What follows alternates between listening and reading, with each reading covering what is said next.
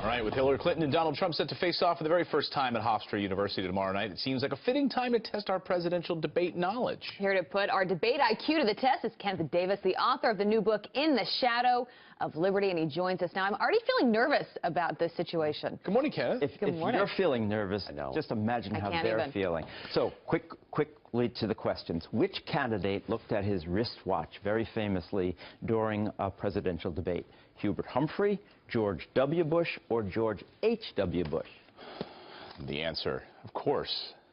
Famously. It is George H.W. Bush. And what a handsome wristwatch it was. It was a beautiful wristwatch.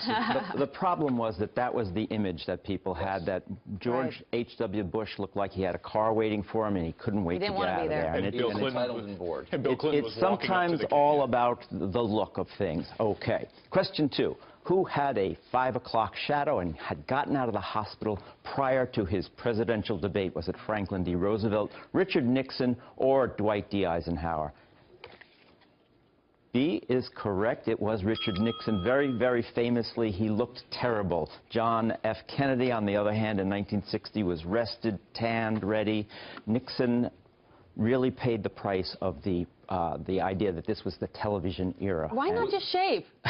Well, it's a simple thing. He didn't want makeup, too, right? Well, they put on something called lazy shave, this kind of pasty, which ended up making him look worse. Richard Daley, the mayor of Chicago, famously said at the time, he looks like he's already embalmed. Was that the first televised debate? That was the first nationally televised debate and set the standard for a long time. 66 million people watched that night. Wow. It was quite extraordinary. Wow.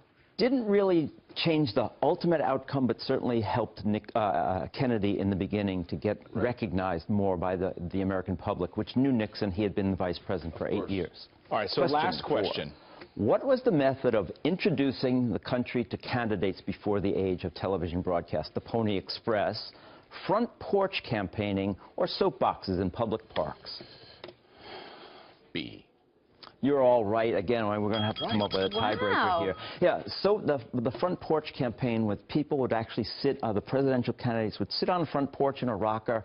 Journalists would come to them, ask questions. There was no campaigning. It didn't seem gentlemanly. And so this is all very, You know why it didn't seem gentlemanly? Because it's not. Because it's not. Come to my house. Kenneth, great to see you this morning. More Fox and Friends coming back. See you soon.